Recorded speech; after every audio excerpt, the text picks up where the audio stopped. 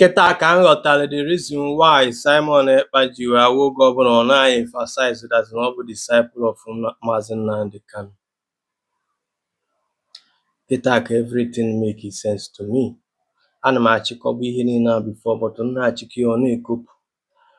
But recently, ife na-eme na-egosi m that na something happened.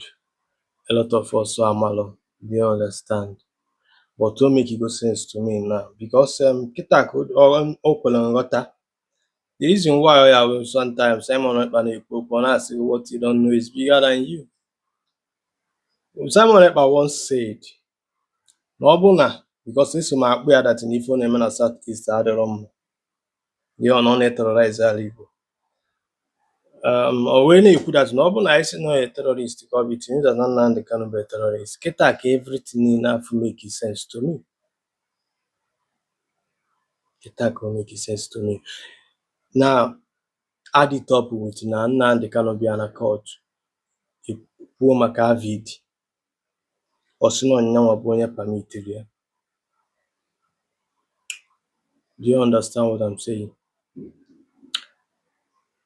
A na-ekwu okwu insecurity, okwucha ya ọ na-ada ọjị ịkpọ.